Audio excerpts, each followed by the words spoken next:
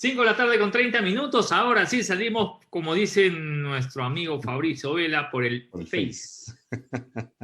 ¿Qué dice mi amigo? ¿Cómo estás? ¿Todo bien? Qué bueno que el día de hoy no haya habido problemas en la conexión. El día de ayer salimos por YouTube. Tuvimos una muy interesante audiencia, pero obviamente eso de salir por un lado y salir por otro lado quizás pueda confundir a todos nuestros amigos que día a día tienen la gentileza de seguirnos y acompañar este espacio. Fabricio, buenas tardes, ¿cómo estás? Hola, José Antonio, buenas tardes a todos. Qué gusto que nos acompañen en esta jornada. Efectivamente, lo que dice José Antonio es cierto.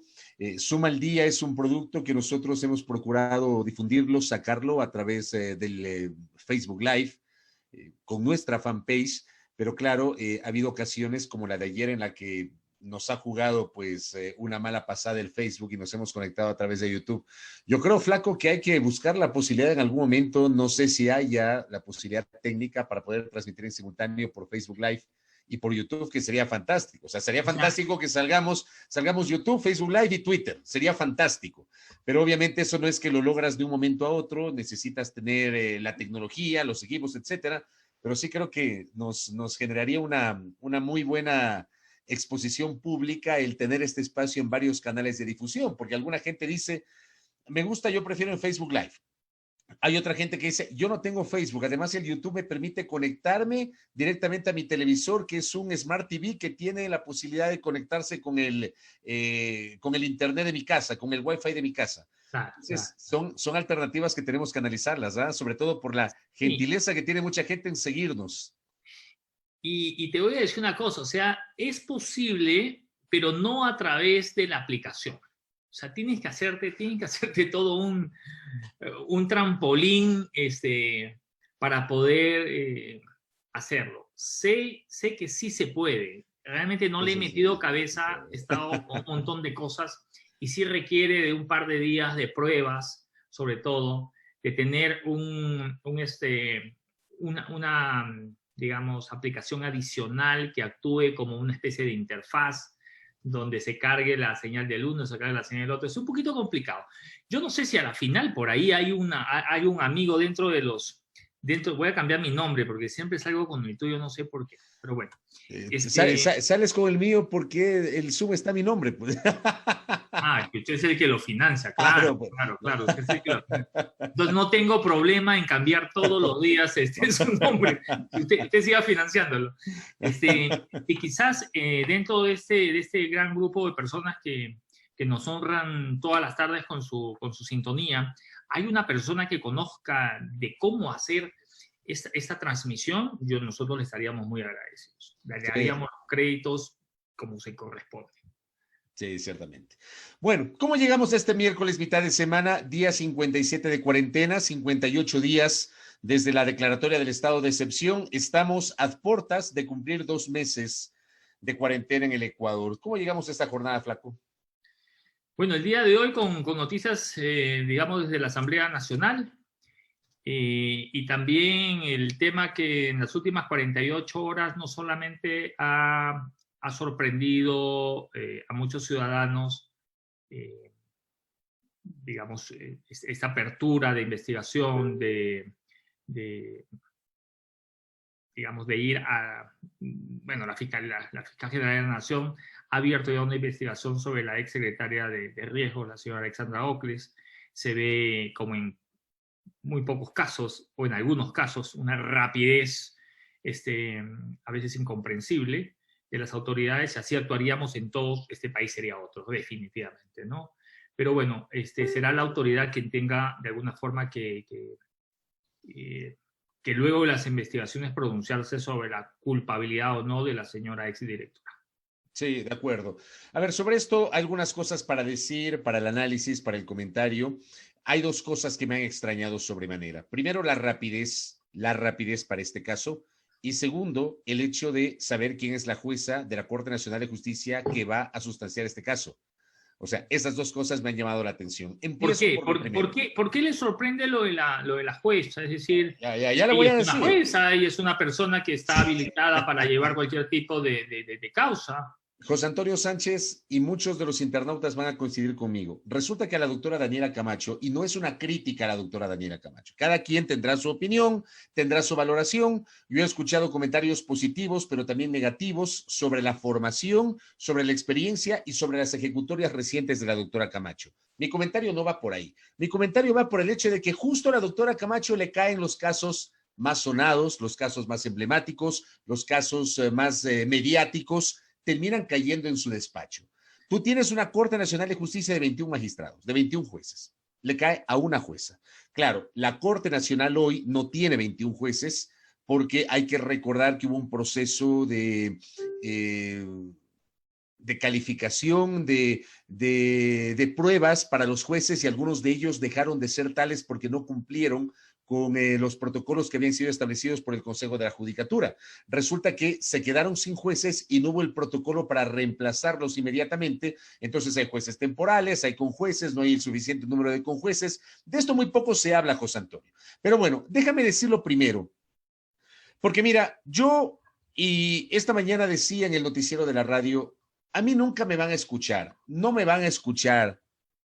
Hoy no me van a escuchar, mañana, y no me escucharon antes. Porque hoy alguien me escribía en el Twitter, ¿no? A propósito de mi comentario de la radio, me escribía, subí el comentario que hice en la radio a mi cuenta Twitter, y alguien decía que nunca he escuchado que yo demande sanciones contra quienes atracaron la República durante la década de Correa en el poder. Señores, a mí no me corresponde decir metan preso a fulano, sultano, mengano, perencejo. A mí sí me corresponde clamar por justicia, y si fulano, mengano, sultano, perencejo son culpables, pues que paguen. Para eso hay las leyes y para eso hay las cortes, y para eso demando yo, como ciudadano y como periodista, y perdón que hable en primera persona, el debido proceso, la presunción de inocencia y el derecho a la defensa, que no se termina de entender en el Ecuador. No se lo comprende. Yo demando eso como en el pasado y lo demando hoy. Por supuesto, en este caso, como en otros, uno espera agilidad de la justicia, pero a mí me extraña mucho, José Antonio, sin que esto signifique una defensa o una acusación contra alguna funcionaria o exfuncionaria o contra alguna institución o contra algún proceso. No viene por ahí la cosa. Pero en este caso, la situación ha sido tan rápida, pero es que lo han manejado de un modo aceleradísimo. El jueves aparece la publicación de la investigación periodística. El mismo jueves, la entonces directora del Servicio Nacional de Gestión de Riesgos y Emergencias presenta su cargo a disposición del presidente de la República. Resulta que al viernes ya tienes un allanamiento a las oficinas de esta dependencia en San Borondón, provincia del Guayas.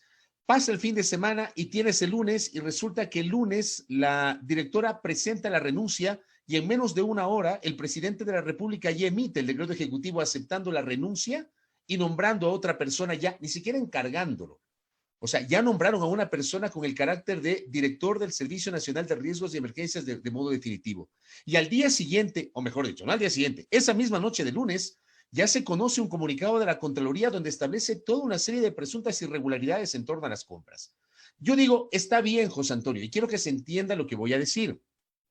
Está bien que la justicia actúe rápido, porque eso es lo que necesita el país. El país necesita que la justicia actúe con agilidad, con mucha seriedad, con responsabilidad, con transparencia. Insisto, respetando estos presupuestos jurídicos que estoy señalando. El problema es que esto no ocurre en todos los casos. Y yo te voy a mencionar uno que seguramente van a compartir los internautas que nos están siguiendo hoy. ¿Qué saben ustedes del caso de la denuncia de los diezmos en la Asamblea Legislativa? Hay una denuncia que fue puesta con firma de un legislador, de Fabricio Villamar, que se apersonó de esa denuncia y le pidió una investigación a la Fiscalía porque a Villamar le llegaron una serie de denuncias a su despacho sobre supuestos comportamientos irregulares de legisladores que le quitan, de acuerdo a las denuncias, parte o la totalidad del sueldo a su personal. Esto que denominan diezmos, gente que tiene que pagar para estar en un contrato, o gente que está en el contrato pero no trabaja y le entrega la totalidad del sueldo al legislador. Sobre eso tenía que haberse abierto una investigación, José Antonio. De esto se conoció desde el segundo semestre del 2017. Y hasta el sol de hoy esa investigación no ha avanzado. Hemos tenido 2 legisladoras que fueron destituidas por esto. Norma Vallejo y Ana Galarza, 2 legisladoras destituidas por el tema de diezmos. Y pare de contar. En la Fiscalía no ha avanzado la investigación. De lo que yo sé, sigue en indagación previa, no conozco de ninguna instrucción fiscal. Te pongo ese caso como ejemplo y déjame, José Antonio, ponerte otros ejemplos. Cuando el portal La Fuente devela el caso denominado receta de arroz verde, que luego se transforma en el caso Sobornos 2012-2016, ese es uno de 3 reportajes que presentó ese portal. Antes de ese reportaje denominado receta de arroz verde, se presentó uno que se denominaba más o menos el laberinto offshore en el entorno presidencial. Eso que se le denomina popularmente como el caso INA Papers. Y posteriormente se presenta una investigación llamada el caso Lucas Majano, que tiene que ver con supuestas irregularidades en torno al financiamiento de la campaña electoral del año 2017 de Alianza País, campaña en la que se auspició la candidatura presidencial del hoy presidente Lenín Moreno. De las 3 publicaciones que he mencionado, la Fiscalía solo toma una como referencia, como noticia criminis. El caso Arroz Verde, que se convierte en caso Sobornos. ¿Qué pasó con las otras 2? ¿Qué pasó con la investigación sobre el señor Raúl de la Torre, exfuncionario de Petroecuador y de quien se dice tiene un parentesco con el Contralor General del Estado? Menciono otro ejemplo. O sea, te hablo casi de memoria, flaco, y les digo a los internautas... Que fue detenido en Estados Unidos, ¿cierto? ¿Y tú sabes qué ha pasado con él? ¿Sabes qué ha pasado con él? Yo no lo sé. ¿Tú sabes algo? ¿No? No sabemos. Ahora, entiendo entonces, y solamente para confirmar, tu disgusto, por decirlo de alguna forma. Porque claro, uno puede interpretarlo de 2 formas, ¿no? Puede interpretarlo como que te estás contradiciendo, ¿no? Puede interpretarse que el señor Fabricio Vela pide acción siempre de la justicia, de la fiscalía, que actúen proactivamente, que actúen de manera ejecutiva, y ahora que han actuado de manera ejecutiva, proactiva, les está diciendo por qué son tan proactivos y tan activos cuando se trata de cierta clase de investigaciones. Es decir, aquí la contradicción, digamos, pierde piso en la medida de lo que tú, entiendo, estás reclamando y estás enfadado y disgustado, es porque dejas entrever que hay una justicia selectiva. Ese es el tema. A ver, yo quiero que se entienda lo que estoy tratando de decir. Yo sí creo que el país necesita justicia. José Antonio, eso es un tema irrenunciable. El país clama por justicia. Los ciudadanos queremos que haya justicia, no venganza, que no es lo mismo. Los ciudadanos queremos que haya justicia. Pero la justicia tiene que medir con la misma vara a todo el mundo. Ese es mi reclamo. Y no es un disgusto, es un reclamo. Y es un reclamo como ciudadano y también como periodista. ¿Por qué en unos casos sí se actúa con extrema agilidad y por qué en otros resulta que hace mutis camino al foro? O sea, yo si solamente planteo eso. Y si retrocedemos solo algunas semanas, también podemos ver que en uno de los hospitales del IES, con el tema de las fundas para cadáveres, también se inició un proceso, ¿no? Y su autoridad máxima, Paul Granda, no se le ha abierto ningún tipo de investigación respecto a la formulación de cargos. Investigación seguramente hay, pero tome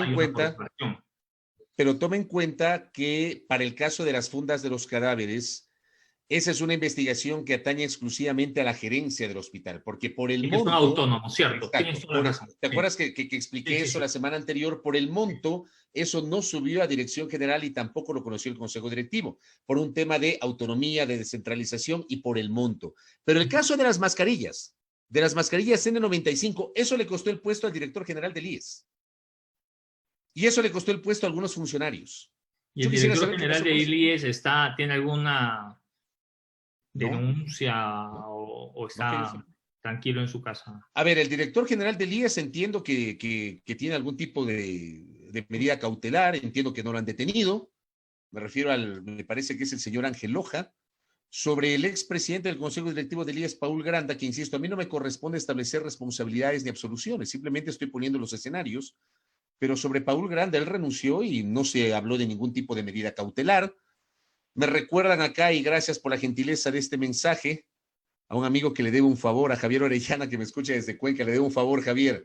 Hemos estado cruzados, pero me recuerda y me dice, no olvidemos sobre los cobros indebidos de los bancos, el denominado caso GEA. ¿Qué pasó con ese caso? O No estaba sea, involucrado alguien de la mesa chica, ¿no? O sea, eso es lo que a mí me genera desencanto, José Antonio. Yo te insisto, yo quiero que se entienda lo que estoy diciendo, quiero que se comprenda lo que estoy diciendo. Yo no pretendo defender o acusar a nadie, pero sí busco como ciudadano que a todos midan con la misma vara, que midas a todos con la misma vara. Y al final del día te encuentras con que lamentablemente las cosas no han cambiado, aunque te digan que han cambiado. No, no han cambiado, no han cambiado. Es más, yo creo que las cosas en algunos espacios han desmejorado. Y yo le he dicho públicamente. O sea, nos vendieron la idea de que las cosas iban a cambiar. ¿Dónde está el cambio? Cuando tú tienes una justicia selectiva. Hay que proceder de la misma forma con todos los casos, pero por supuesto, hay que hacerlo. El caso de INA Papers, por ejemplo, yo recuerdo que hace unas semanas Lenín Artieda de Coavisa le preguntó a la fiscal general del Estado y ella dijo que las investigaciones continúan, pero no le dijo nada más, porque señaló, argumentó que estaba en indagación previa y que la indagación previa es reservada. Pero yo al mismo tiempo me pongo a pensar, es reservada en algunos casos de indagación previa. En otros resulta que filtran determinada información a periodistas. En la cuenta Twitter de la Fiscalía publican determinadas cuestiones y obviamente matizan lo que publican. En algunos casos con gran pompa, dependiendo de quién se trata, en otros tratan de proteger la identidad, de no mostrar el interior del domicilio, ni mucho menos. O sea, ese tipo de cosas a mí me decepcionan, José Antonio. O sea, no es una molestia, termina siendo una decepción lo que estoy expresando, porque yo sí aspiro a que ya se acabe de una vez por todas 3 conceptos con los cuales yo he identificado la situación de la justicia a lo largo del tiempo. La politización de la justicia, la judicialización de la política y hoy la mediatización de la justicia, que significa que resulta que la justicia actúa con base en las tendencias en las redes sociales o con base en las tendencias de los reportajes de los medios de comunicación. Así no podemos seguir. O sea, de verdad, los ciudadanos tenemos que exigir una mejor administración de justicia. No se trata de cuestionar a las personas que ejercen hoy mismo la autoridad per se. Yo sí pido a la estructura del sistema judicial que actúe con la misma diligencia en todos los casos. No sé si ahí me explico, flaco. Sí, totalmente, totalmente. Y creo que estamos absolutamente de acuerdo, ¿no? Uno espera. Mira, hay una frase que aunque cansona, refleja la realidad. Es decir, cuando la justicia no es oportuna y tarda, no es justicia. Es decir, la justicia tiene que ser oportuna, ¿no? Obviamente, además de correcta, ¿no? Pero tiene que ser sobre todo oportuna. Cuando vemos tantos casos de que la justicia a veces llega y a veces no. Hay personas que han pasado años en la cárcel y después se ha comprobado de que ¿cómo se llama? No han sido responsables. O hay casos donde, como bien señalas tú, se trabaja con una agilidad impresionante y en otros casos como si se lo metiera al congelador, ¿no? Desde luego. ¿Qué es ese Y esto tema? no, y esto obviamente pasa en este ejercicio que tú bien describes como la judicialización de la política y la politización de la justicia, ¿no? Y no se olvide de la mediatización de la justicia, ¿no? Sí, No que se es un olvide. término nuevo. No, que yo lo he acuñado. Ese es un término de mi autoría. Ok, y claro, no solamente basado a tendencias, sino que también se cree que los espacios en las redes sociales es el lugar donde ya, o sea, ya no tengamos cortes, ya no tengamos juzgados, ¿no? Se lanza por ahí una investigación, perdón, se lanza unos anuncios en el marco de la protección que debería existir sobre la etapa de investigación. Eso lo hemos visto de forma muy frecuente, Claro. no solamente para dar nombres o para escribir detalles. El día de hoy hicimos un intento, llamamos al señor director de comunicación de la Fiscalía General del Estado para solicitarle una entrevista con la fiscal. Debo confesar que me respondió muy rápido, muy atento, ¿no? Tiene voz de locutora. Sí, sí, sí, no, muy correcto, muy correcto. Me mandó un voice, me dijo: José Antonio, mira, muchísimas gracias por el interés. Al momento la fiscal ha señalado que no quisiera dar declaraciones porque, obviamente yo le puse el tema, ¿no? Le quise hablar acerca de las denuncias de presuntos actos de corrupción y de sobreprecios. Me dijo que eso estaba en etapa de investigación, que es lo correcto, ¿no? Entonces, obviamente, yo no puedo exigir que en una etapa de investigación, donde se supone no deben difundirse los detalles de esta investigación, porque primero pueden entorpecer y segundo, no está definido que esta persona o las evidencias que se tengan den para señalarla como culpable y quizás tú le estás dañando la imagen, en fin, dentro todo del debido proceso, ¿no?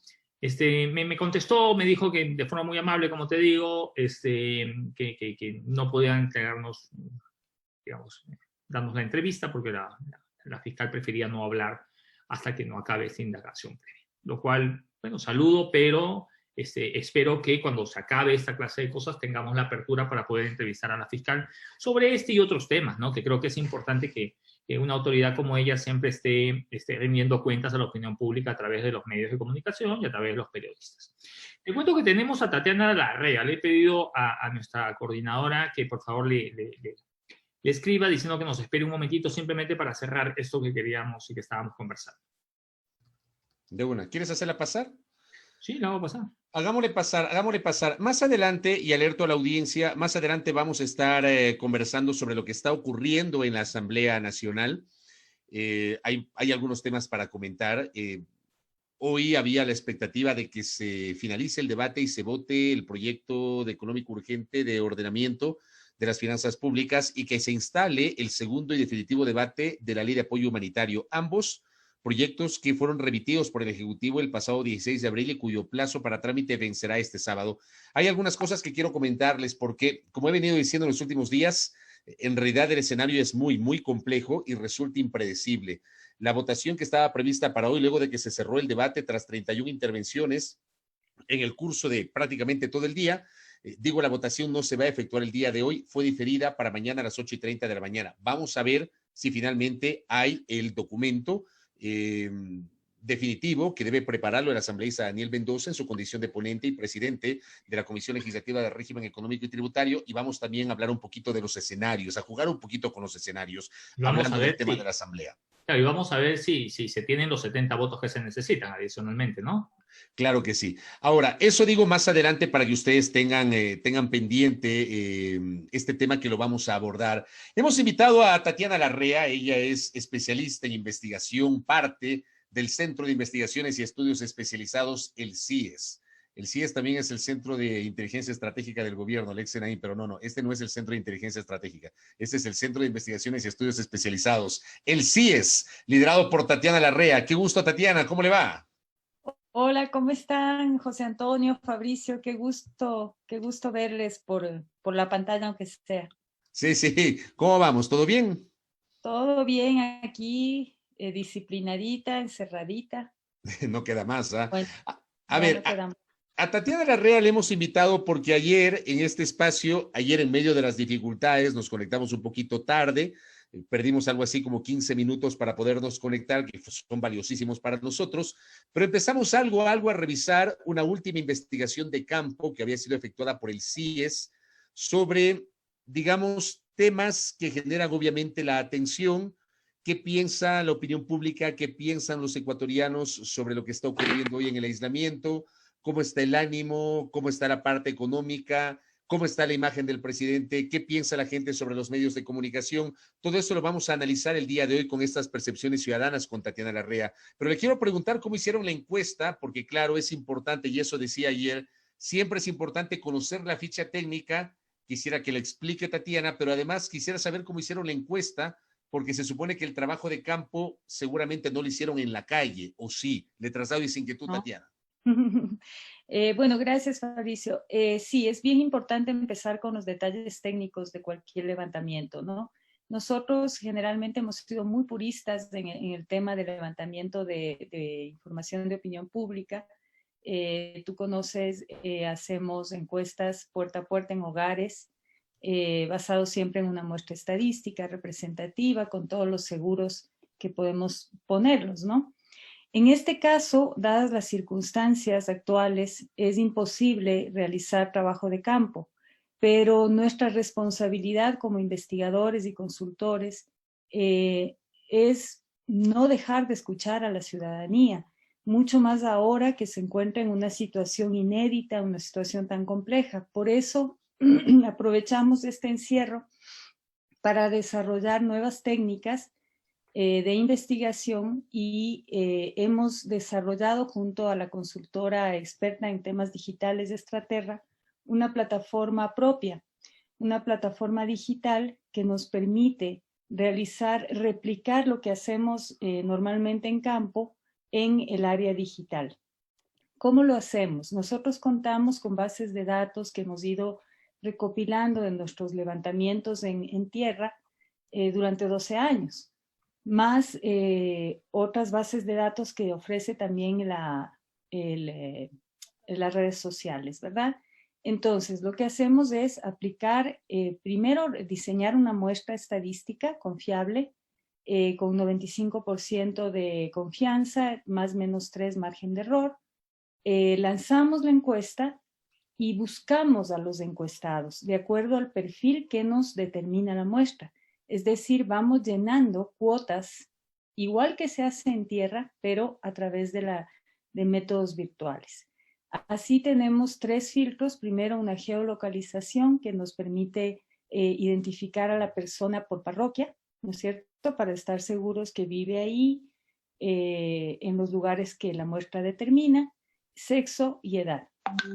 Entonces, con esas características hemos levantado la encuesta, luego se valida, se procesa como cualquier otra encuesta y nos ha arrojado los resultados que ustedes han visto.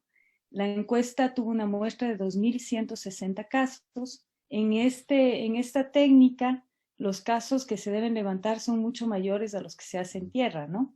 Eso sí es una característica especial de esta metodología, porque tenemos que tener muchos más casos para poder tener mayor validez.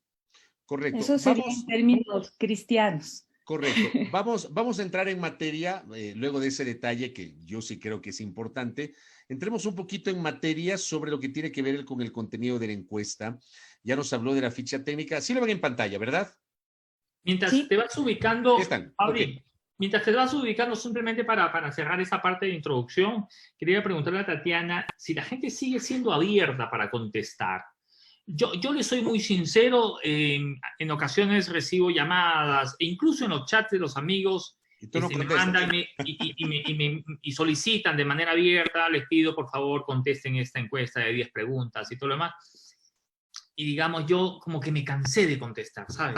Entonces, la pregunta, Tatiana, es, y yo sé que esto, digamos, es un aporte desde un ciudadano hacia la construcción de un dato que le va a servir a un país. Pero ¿la gente sigue siendo abierta para contestar de forma sincera o el margen de error contempla justamente esa probabilidad de que no sean sinceros?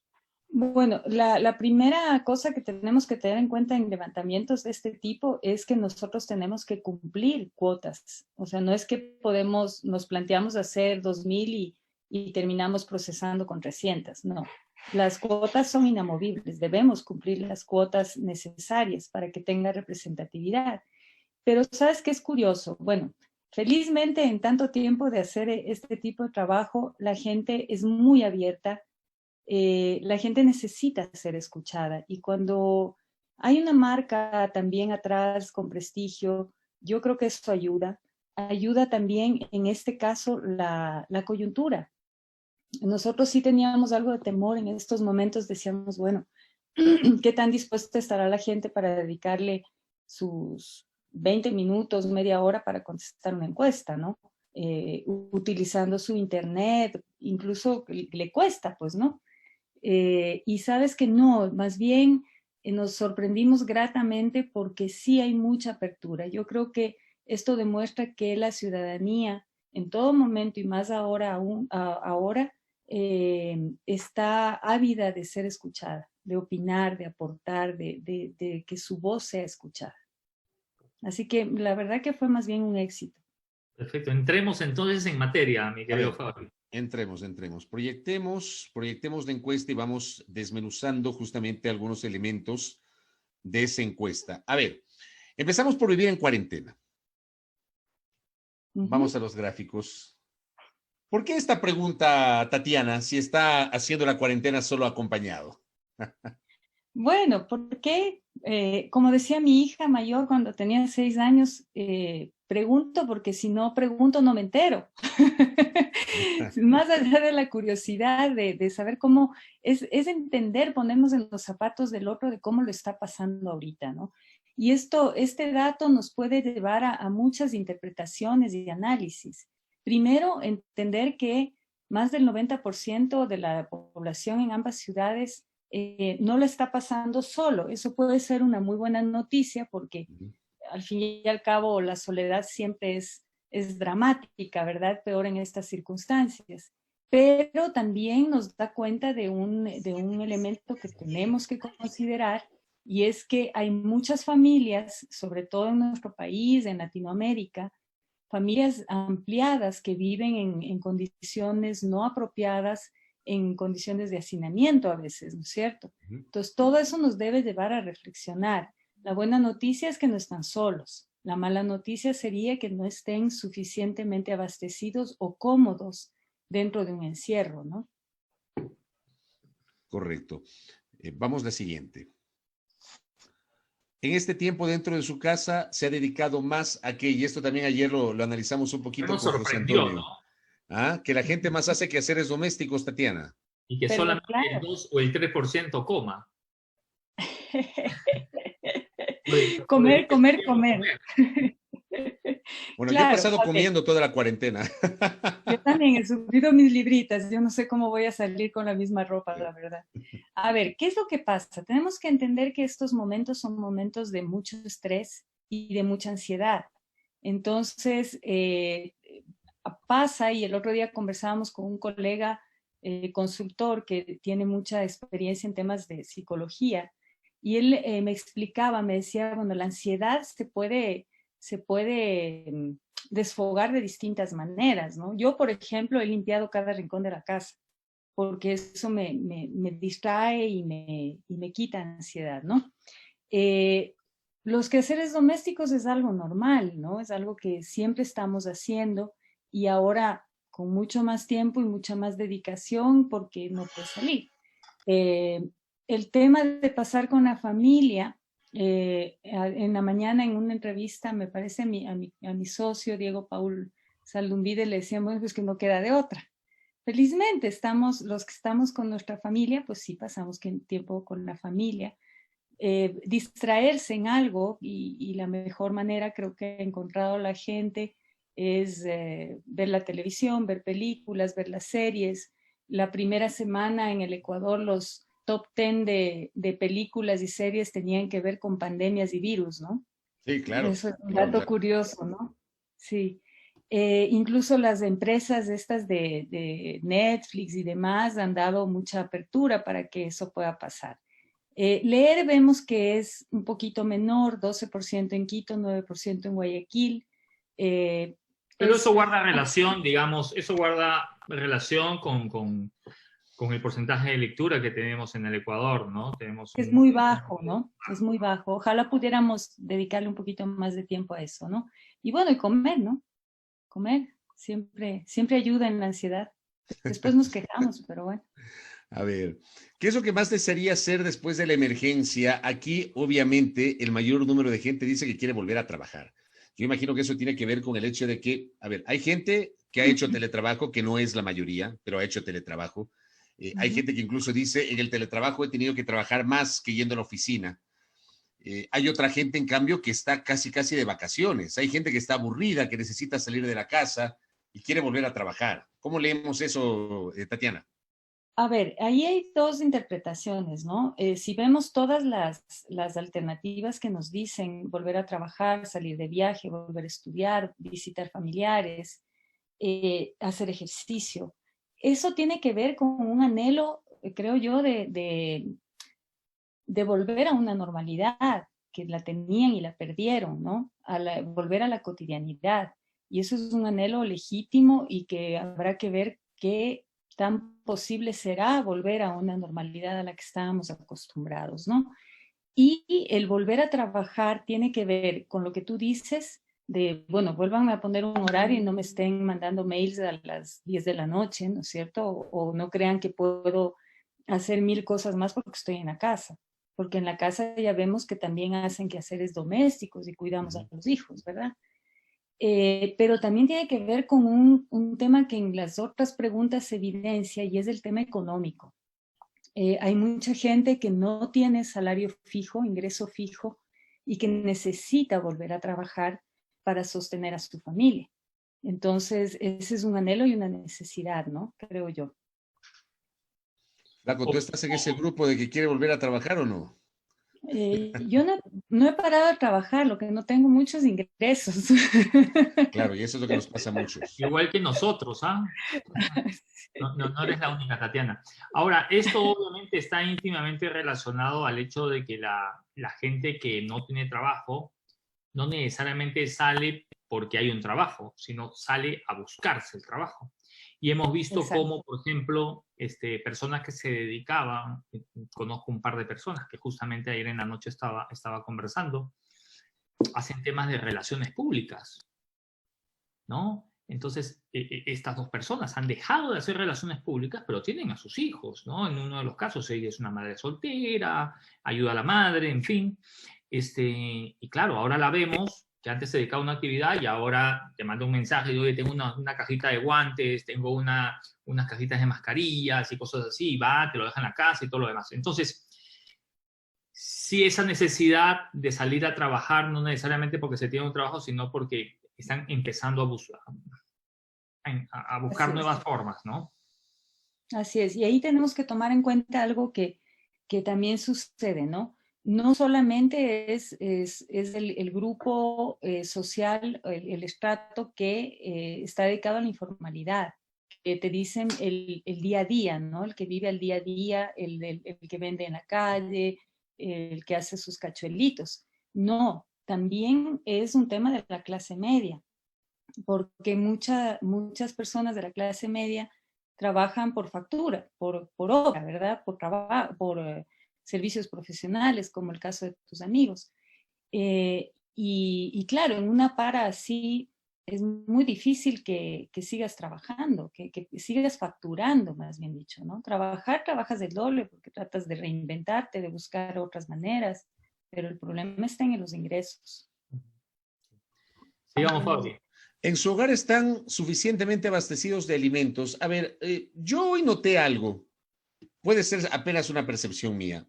Hasta la semana pasada, yo salía de la radio, venía hasta mi casa, tipo 9:30, 10 de la mañana, hasta llegar acá a la casa, y yo me encontraba, digamos, en el trayecto, paso por 3 o 4 supermercados.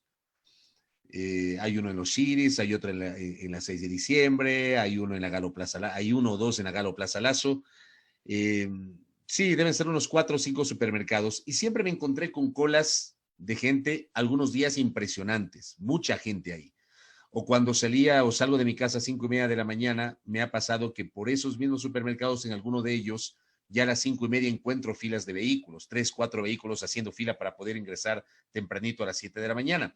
El tema es que en estos días yo no he visto ese fenómeno, no lo he encontrado. O sea, me ha sorprendido que tanto el lunes, ayer martes y hoy miércoles no me encontré con esas colas de gente tratando de ingresar a los supermercados. Digo, puede ser percepción mía, pero yo lo ato a varios factores. Uno de esos es que, por ejemplo, a la mayoría del sector público no le han pagado. No le han pagado hasta hoy a la mayoría de los trabajadores. Siendo 13 de mayo no le han pagado.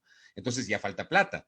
Y ahí yo quiero atar este comentario con esta pregunta que ustedes han hecho. ¿En su hogar están suficientemente abastecidos de alimentos? O sea, me pongo a reflexionar.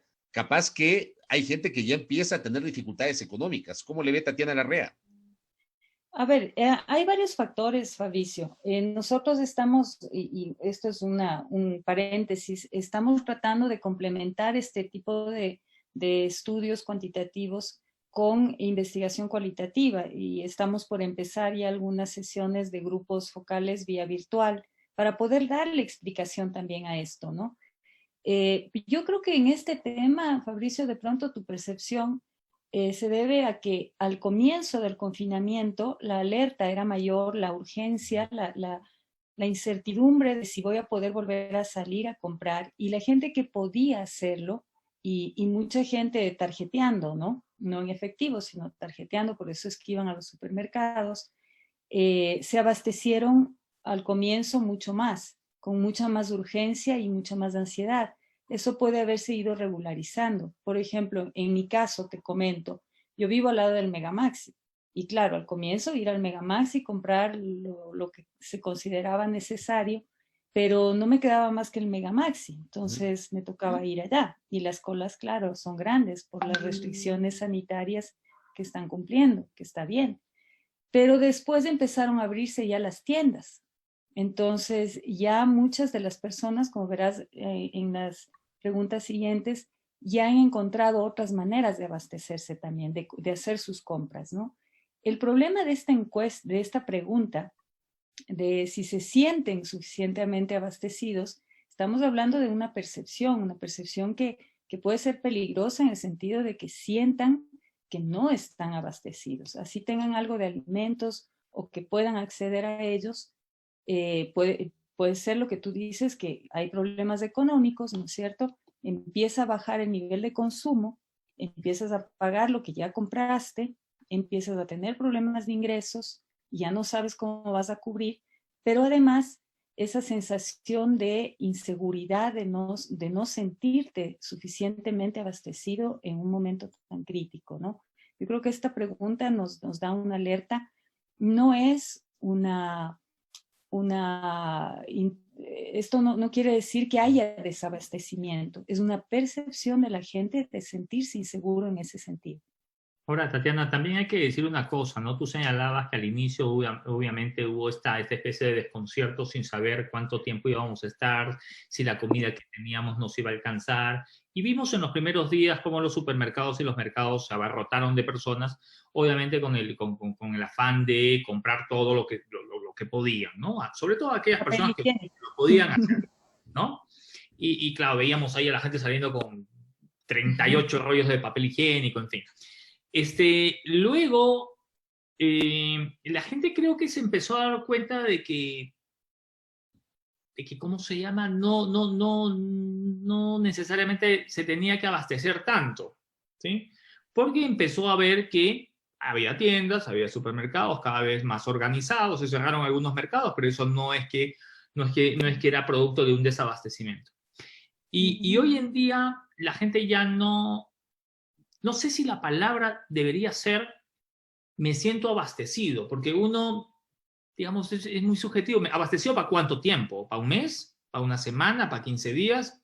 Yo me puedo sentir abastecido, feliz de la vida, si estoy abastecido una semana, ¿no? Porque por lo general uno iba al mercado todos los fines de semana y traía las verduras y la fruta fresca. Pero ahora sí uno piensa en abastecerse siquiera 15 días. Por eso yo creo que la pregunta debe estar más relacionada al tiempo, ¿no es cierto? Pero de hecho es una percepción, porque si uno no le dice, ¿usted cree que se siente abastecido para una semana? A lo mejor delimitar más la pregunta hubiese tenido otros resultados. No sé, usted es la experta. Sí, claro, se le puede hacer con escalas, ¿no? De hecho, ahora revisaba justamente una encuesta de mi colega Roy Campos de Mitofsky, una encuesta que había realizado en México en el que él pone una pregunta similar, pero les va poniendo por escalas, ¿no? ¿En cuánto cuánto tiempo más le alcanza la plata, cuánto tiempo más le alcanza el dinero, ¿no? Y los ingresos. Todo eso se puede seguir profundizando, ¿no? Pero creo que tiene que ver más bien con una percepción que todas las respuestas nos dan esa alerta, ¿no? De esa incertidumbre que tiene la gente también, de saber cuándo se va a acabar esto, qué va a pasar después de esto, ¿no? Y cómo vamos a seguir aguantando esta situación tan compleja. Correcto. Tatiana, me salté un poquito la encuesta para pasar digamos, al análisis de la parte política que a mucha gente le apasiona, que termina siendo, y yo lo relaciono con la evaluación de la labor de las autoridades en el manejo de la emergencia. Yo quisiera pedir un sustento justamente a nuestra invitada, Tatiana Larrea, del Centro de Investigaciones y Estudios Especializados CIES. Alguien preguntaba en la transmisión del Facebook Live si el CIES es una entidad del gobierno. No, no se confunda, no es el Centro de Inteligencia Estratégico, no, esta es una institución de carácter privada que hace este trabajo. Y aquí se habla, ustedes publican la labor del presidente de la República frente a la emergencia, y en realidad aquí uno se da cuenta que la cifra mayoritaria, la visión mayoritaria es de una calificación negativa respecto del accionar del presidente de la República. 82% negativo en Quito, 81% negativo en Guayaquil. ¿Cómo leemos este índice que ustedes han logrado, digamos, detectar a nivel estadístico? A ver, toda cifra, todo análisis tiene que estar puesto en contexto, ¿no?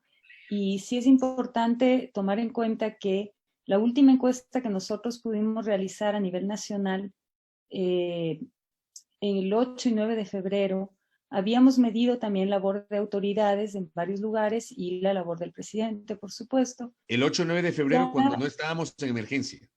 Claro, la última encuesta que pudimos hacer en tierra, ¿no? En hogares, presencial. En esa encuesta, los índices de labor del presidente ya estaban muy deteriorados. Me parece que llegaban, no tengo ahorita la mano para no demorarme, pero alrededor del 70% ya de negatividad, de desaprobación. También un indicador que es grave en términos políticos y de conducción de una comunidad, de un país. La falta de credibilidad del presidente en esos momentos llegaba ya al 80%.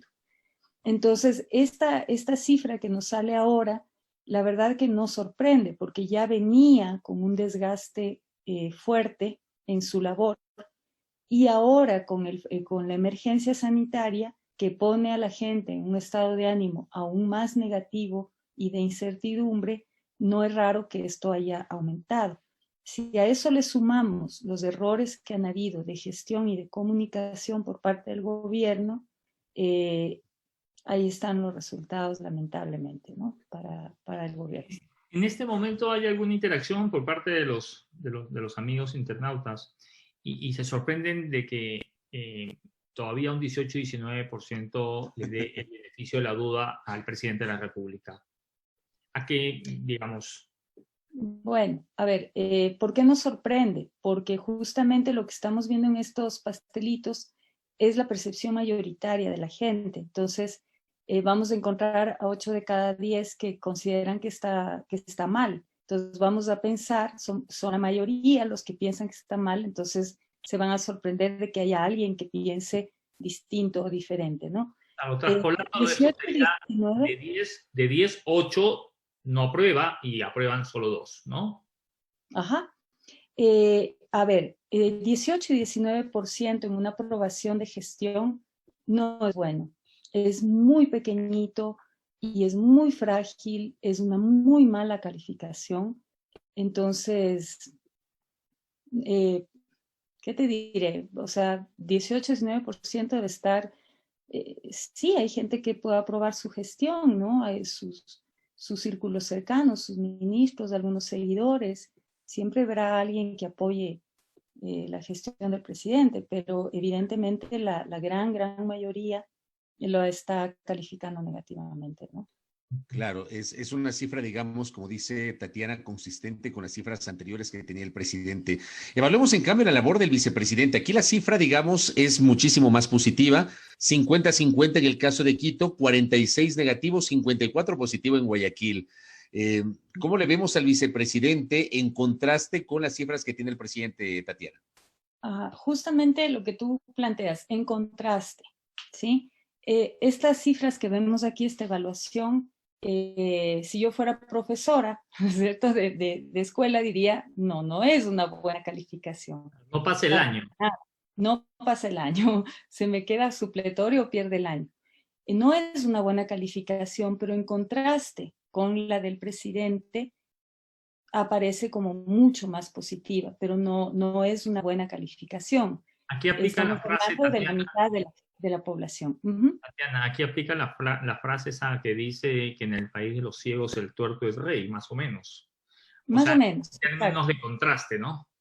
Sí, sí, sí. Yo ayer justamente le explicaba a un ex cliente mío que me preguntaba de la provincia de La Suay, mi querido amigo Eddie, me decía, bueno, pero ¿qué es esto? No le decía, bueno, es menos peor, ¿sí?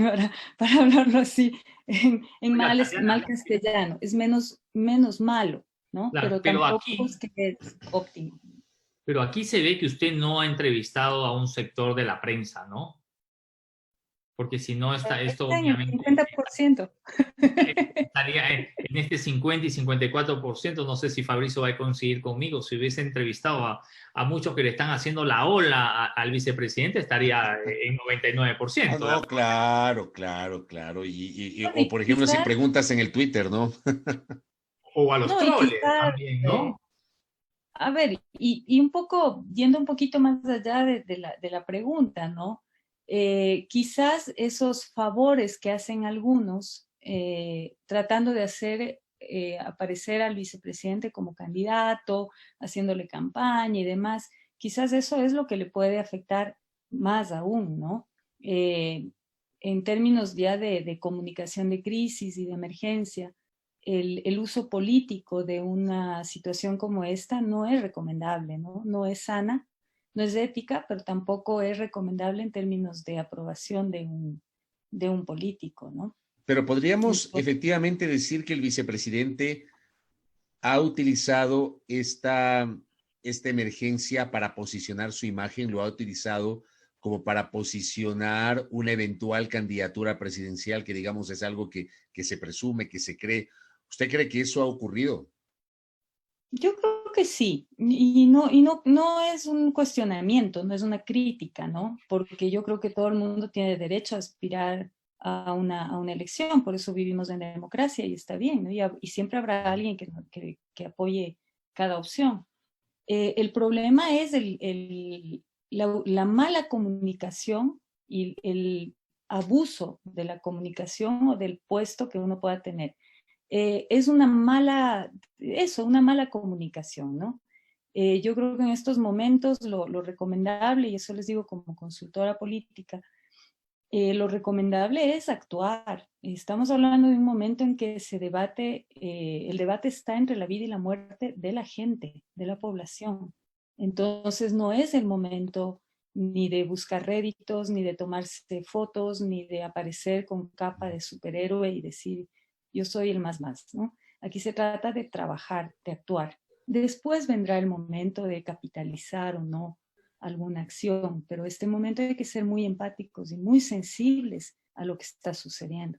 Acá, por ejemplo, el colega periodista Wilmer Torres, a quienes saludo, siempre está en sintonía nuestra, dice, con esos escenarios de la calificación del gobierno y teniendo en cuenta que estamos a 9 meses de las elecciones y con esa calificación negativa que tiene el régimen, es ideal, y hay apelo a la experiencia de Tatiana, que salga un outsider y rompe el escenario político electoral. ¿Cómo le ve usted? Sí, por supuesto, el escenario político que tenemos en el Ecuador preelectoral ha sido muy convulsionado, ¿no? Si quieres, tenemos un escenario en el que hay uno de los líderes fuertes, que es Rafael Correa, ausente e inhabilitado. Y atrás de él hay quizás más de un tercio del electorado que lo apoya. Entonces, estamos hablando de más de un tercio del electorado huérfano, digamos, ahorita en términos de candidaturas. Ese es un espacio muy grande. Con ese porcentaje se puede ganar fácilmente una elección. Por otro lado, tenemos otro polo, otro extremo, que podríamos llamarlo así generalmente de manera general como la derecha, ¿no es cierto? Que también está dividida entre algunos candidatos. El único que ha dicho frontalmente que va a ser Es candidato es Lazo. Guillermo Sí. Lasso, ¿no es cierto? De ahí hay muchos rumores, mucho chismorreo también político, ¿no? De que si va a ser el exalcalde Nebot o no va a ser, o quién mismo va a ser, si va a ser el vicepresidente, etc. hay un espacio libre, un espacio grande para una figura, un outsider en el sentido de lo que es un outsider, sin confundirnos, ¿no? Porque a veces se cree que el outsider tiene que ser alguien primero joven, no sé por qué, primero joven, además siempre es hombre joven, y que no tenga nada que ver con la política. No necesariamente. El outsider es, por concepto, el que patea el tablero, el no previsto. Bueno, ¿sí? creo que Lucio Gutiérrez, no sé si ustedes lo valoran Fue un así, outsider. creo que Lucio Gutiérrez fue un outsider. Así es. Creo Rafael que Correa Correa fue fue el otro Correa outsider. también. ¿Ah? Claro, así Correa es. también. Por eso te digo, Lucio Gutiérrez y Correa, si yo, digamos, hago una mirada hacia el pasado, no sé si Roldós lo podemos ubicar como outsider, Tatiana, en el 79, teniendo en esa carrera a Sixto Durán Ballén, a Rodrigo Borja Ceballos, a Raúl Clemente Huerta, por ejemplo. No sé si lo podemos ubicar como un outsider en el año 79 a Roldós. Yo no creo. Yo más bien a Roldós lo pondría como una figura nueva en el escenario, fresca, ¿no? Pero él representaba también ya un grupo político asentado, Que era el a CFP. una propuesta, exacto. Entonces, no es que era algo imprevisto, que lo que sí sorprendió, ¿no es cierto? Sorprendió con un triunfo tan espectacular. Pero el outsider lo que representa es esa figura no prevista en el tablero. Y No ahí el le... que gana porque, wow, ¿no? O Claro. sea, las encuestas no le daban ganador y ganó. Eso no es una Jorge Yunda fue un outsider en Quito. Claro, y ahí, por ejemplo, justamente, sí. ya mencionas a Yunda, ahí tenemos en la pantalla las cifras que hablan de Yunda y rápidamente voy a pasar las cifras de Yunda y las cifras de la alcaldesa de Guayaquil. Yunda en esta encuesta tiene 97% de imagen positiva frente al 3% negativa, y en Guayaquil, la gente cómo lo ve de Guayaquil a Yunda, el 90% frente al 10%. Y rápidamente veo a la alcaldesa de Guayaquil. En cambio, la tortilla es distinta. El 92% en Quito la califica como mala la gestión frente al 8% positiva, y en Guayaquil el 56% piensa que es negativo. De todas maneras, hay una fuerza social cristiana, sin duda, frente al Buena. 44% Al revés, de calificación negativa. Ajá. 56 positiva en Claro, Guayaquil. Es positivo. Claro, 44 negativa, a eso me refiero. Analicemos esos dos escenarios de las alcaldes de Quito y Guayaquil, ya que José Antonio habló de Yunda. Primero aclarar que la pregunta fueron, como ustedes ven ahí, hechas en las dos ciudades, con la intención no de afectar la imagen de ninguno de las dos autoridades, sino más bien de entender cómo vemos al otro también, ¿no es cierto? Cómo quiteños vemos a lo que está sucediendo en Guayaquil y guayaquileños lo que está sucediendo en Quito, cómo percibimos esas labores. La calificación del alcalde de Quito es impresionantemente positiva, muy alto, y creo que se debe, y esto es una opinión profesional mía, creo que se debe a una buena gestión y una buena comunicación. Creo que el alcalde de Quito tuvo aciertos en la gestión, en su estrategia y en su comunicación. Eso es importante entender. No hay comunicación sin gestión. O sea, yo no puedo salir a decir qué lindo el puente que hice y no hay puente, ¿sí? Entonces no hay comunicación eficiente si no hay que mostrar, y eso ustedes son los expertos y saben más que yo. Pero tampoco se puede hacer una buena gestión si no hay una estrategia, una planificación, y creo que eso sí hubo en Quito, y creo que eso nos mostró el municipio de Quito. Y de hecho, pues la situación ha sido mejor controlada, mejor planificada, y en comparación, lamentablemente, con una situación crítica que ha vivido Guayaquil, eso ahonda también las percepciones, ¿no? En el caso de Guayaquil, la crisis horrible sanitaria que vivió Guayaquil y que sigue viviendo, afectó la imagen o más bien dicho, afectó los indicadores de labor de la alcaldesa, más en Quito que en Guayaquil. O sea, los de afuera vemos con más negativismo su labor, digamos, ¿no? Esa sería la explicación de ese dato.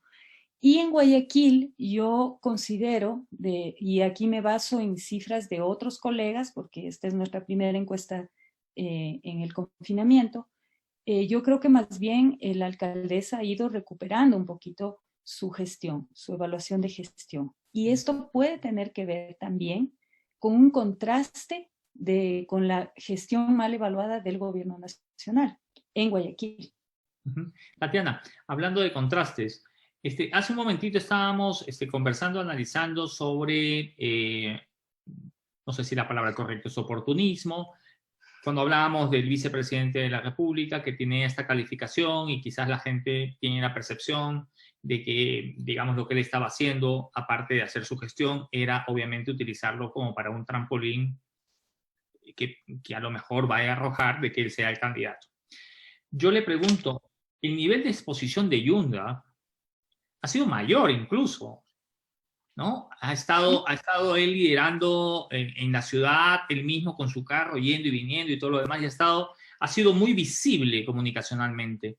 Pero el contraste que existe entre Yunda y Otto es que la gente no ve a Yunda como que en este momento él está haciendo una plataforma para quizás lanzarse luego de algunos años a una reelección en la alcaldía o pensar quizás en la presidencia de la República. Sí, a ver, hay varias diferencias. La exposición del alcalde, a mi criterio, ha sido una exposición de gestor de la situación, no necesariamente de... Entregando fundas. Del figureteo, digámoslo así, sin querer ofender a nadie. Ha sido una acción de mucho control y de la situación, ¿sí? Hablando además puntual y específicamente y exclusivamente del tema de preocupación del momento. En el caso del vicepresidente, no nos olvidemos que el vicepresidente está dentro de un gobierno que está mal evaluado desde hace rato ya y ahora más, y además ha sido el vocero, uno de los voceros de este gobierno. Entonces, él también paga las culpas de todo, ¿no es cierto?, de todo el gobierno nacional. Y no solamente son las fotos y demás, es que hay un problema más, y es una de las preguntas que tienen ustedes ahí, de si la gente confía o no en la información que da el gobierno nacional sobre el coronavirus y la emergencia. Y tenemos cifras alarmantes. ¿Podemos compartir la encuesta, Fabri? Ahora mismo. Sí. El 84% en Quito y el 86% en Guayaquil no confía en la información oficial. Entonces estamos hablando de una falta de credibilidad generalizada en la información que ofrece el gobierno, por lo tanto incluido el vicepresidente y todos sus funcionarios. Esta es la que está refiriendo Tatiana, ¿verdad? Sí, así es. Confío no en la información que dé el gobierno nacional, el coronavirus y la emergencia. Con esa cifra no confío 84% en Quito, 86% en Guayaquil. Eso es muy grave. Entonces, ¿frente a qué estamos? Estamos frente a dos situaciones muy diferentes. Cuando el alcalde Yunda habla, la gente le cree. La mayoría de la gente le está creyendo y le está siguiendo.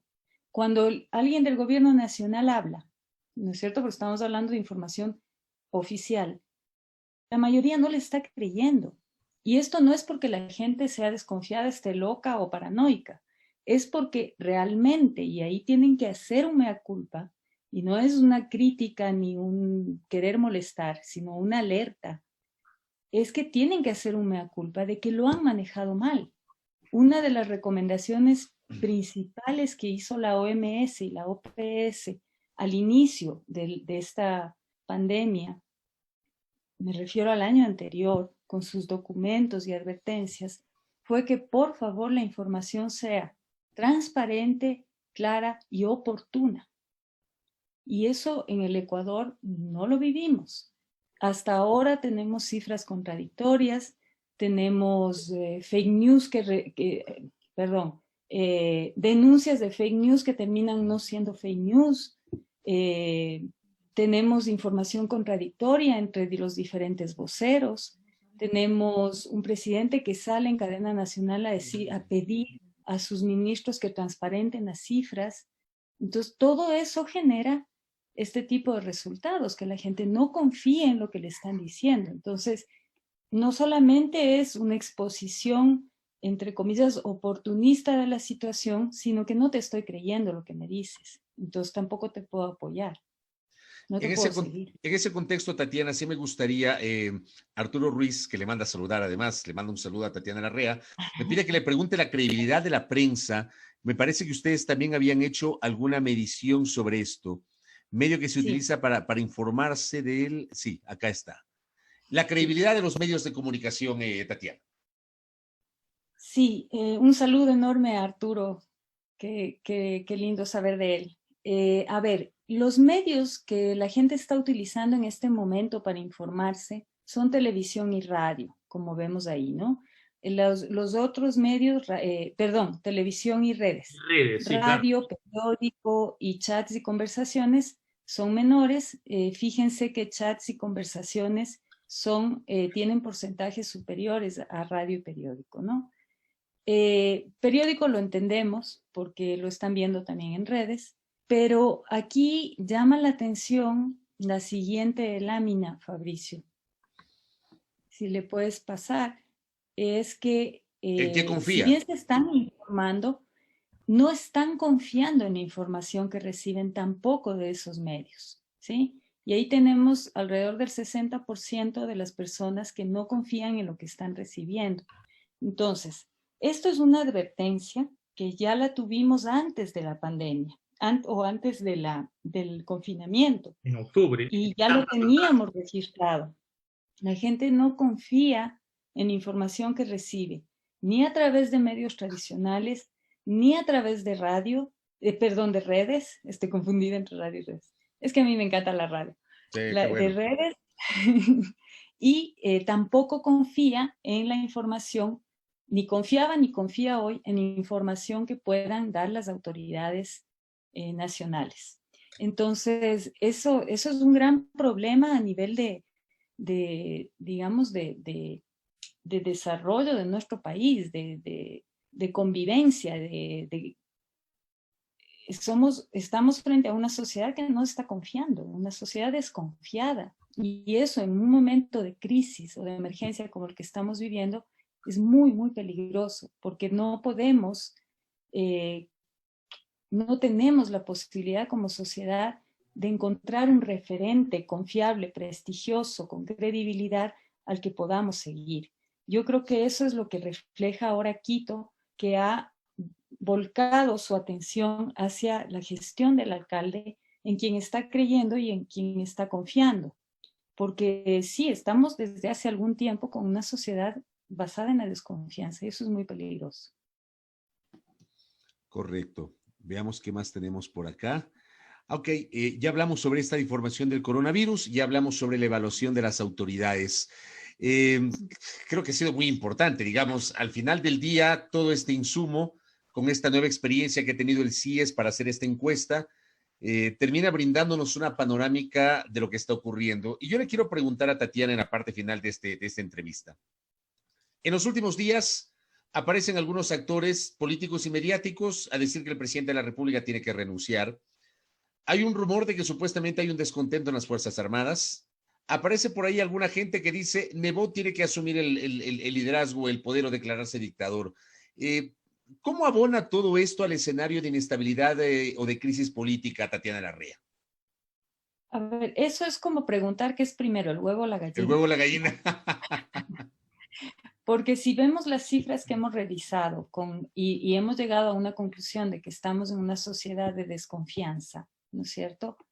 Es evidente que todos estos temas de inestabilidad política encuentran asidero, ¿no es cierto? Tenemos un gobierno mal evaluado, sin credibilidad, desconfianza, incertidumbre, problemas económicos, problemas de salud, temores, etc. Entonces no es raro que esas cosas empiecen a aparecer, Fabricio. Ahora, sí llama la atención, y eso hay que ser un poco más finos, sí llama la atención que quienes piden ahora, muchos de los que ahora empiezan a pedir que el presidente se vaya, fueron los que aplaudieron al presidente hace unos meses. Entonces, ¿No será que estamos también en una etapa preelectoral muy cerquita a hacer campañas? ¿No? No, pero eso es un ejercicio. Nosotros ahí ganamos la copa ahí, pues. O sea, nosotros pasamos de un lado a otro de una forma muy rápida, ¿no? O sea, primero criticamos a alguien y luego le aceptamos un ministerio, o somos suministros, como hay algunos casos, que somos sus ministros y posteriormente nos convertimos en unos opositores, pero del bando opuesto. A mí me llama la atención el hecho, por ejemplo, de que siempre se ha dicho de que hay gobiernos que gobiernan con encuestas. Es decir, oye, córrete una encuesta para saber si es oportuno o no es oportuno la quita de los subsidios. Mira, mándate este tema sobre el feriado, no sé, de las cosas más irrelevantes hasta las cosas más grandes, ¿no? Y también se dice de que los gobernantes obedecen a las encuestas siempre y cuando les favorezcan, ¿no?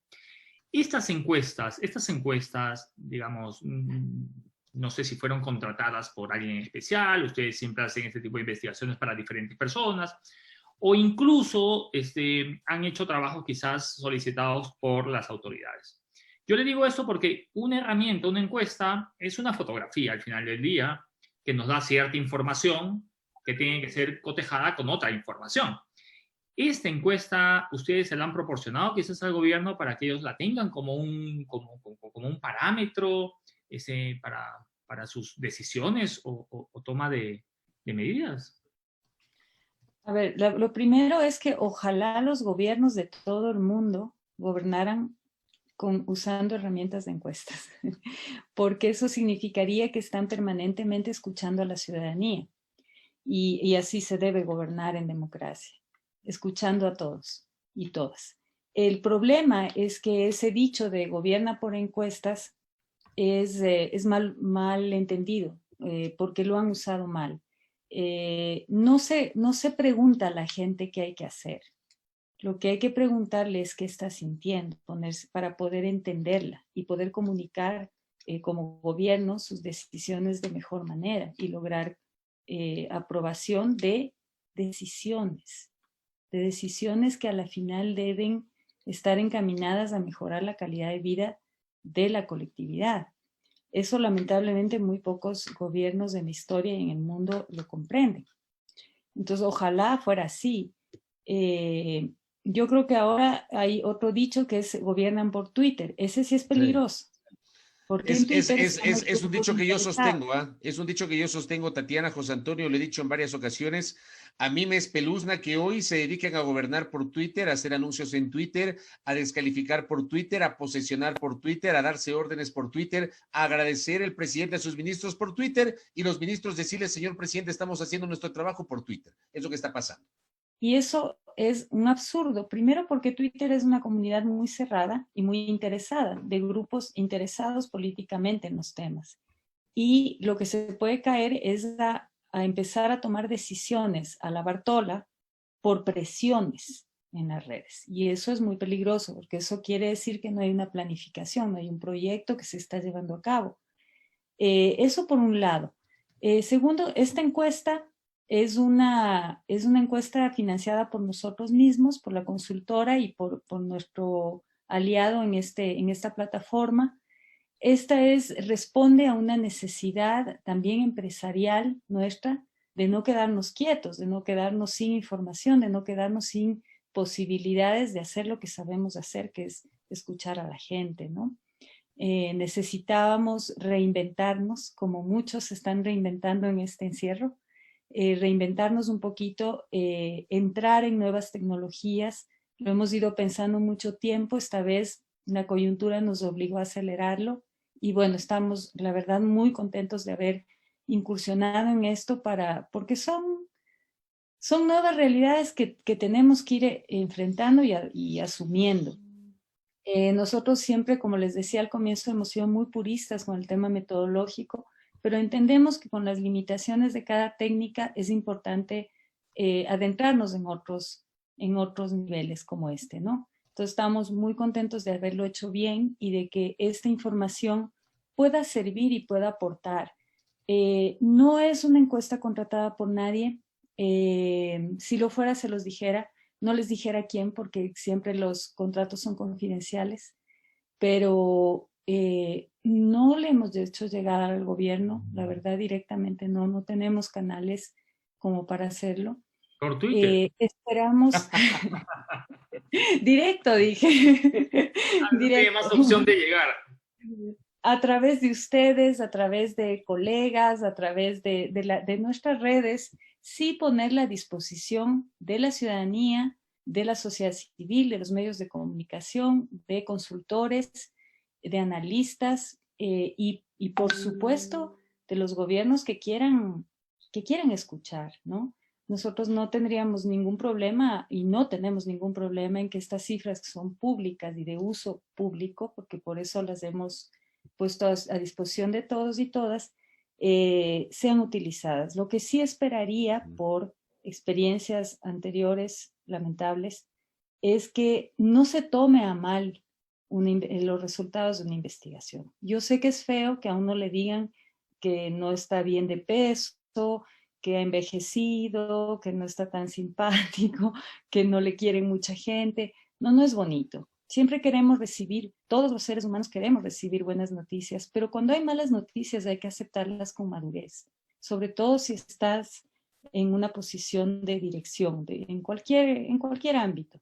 Hay que aceptarlas con madurez, saber escuchar a la gente, no tomar represalias absurdas contra el mensajero o contra la misma gente y entender lo que la gente te está diciendo. Y yo quisiera contarles un datito más que estaba por ahí, que tiene que ver con esto, con la importancia de escuchar a la ciudadanía lo que se está pensando. Uno de los discursos que se han manejado en algunos países, no solo aquí, por parte de algunos gobiernos, que la OMS advirtió que no se lo haga, lo advirtió en un documento elaborado para líderes mundiales para enfrentar esta pandemia, les advirtió que no lo hagan y lo están haciendo, fue echar la responsabilidad a la gente de los contagios y de los fallecimientos, diciéndole que es irresponsable, que no obedece, que no toma conciencia. Eso la OMS advertía como una semilla para la discriminación, para nuevas formas de discriminación social, y que ya lo vivimos en el Ecuador, lo vivimos lamentablemente en contra de nuestros hermanos guayaquileños, diciendo son irresponsables, es que no entienden nada y por eso salen y ellos son los culpables del virus. Trump en Estados Unidos lo ha hecho con China y es lamentable también porque se crean nuevos grupos discriminados. Hay una pregunta ahí que dice, ¿usted considera que las personas que salen de sus casas lo hacen por irresponsables o porque realmente tienen necesidad de salir? El 59% en Quito y el 71% en Guayaquil nos dicen que las personas salen porque realmente tienen necesidad de salir. Eso, por ejemplo, es algo que todo gobierno debe escuchar y entender qué hay atrás de esa respuesta, por qué están saliendo. Yo me niego a creer que haya gente que salga y diga, me voy a contagiar y regreso, ¿ya? No, pero es que es absurdo. O sea, yo va en creo que las contra primeras del semanas, sentido de Tatiana, conservación. yo creo que en las primeras semanas hubo gente, digamos, hasta que esto de alguna forma fue regulado de mejor forma, al menos en Quito, que salía a dar una vuelta, a ver qué está pasando, a ver si había gente, a ver si realmente la gente estaba en cuarentena, a ver si realmente lo que se decía en las redes con respecto a los supermercados que estaban abarrotados era cierto, voy a pasar con el auto, no me voy a bajar. Durante las primeras semanas creo que hubo un manejo. Hasta dimensionar, un ¿no? Sí, porque además te estás enfrentando a algo nuevo, diferente, totalmente extraño y desconocido.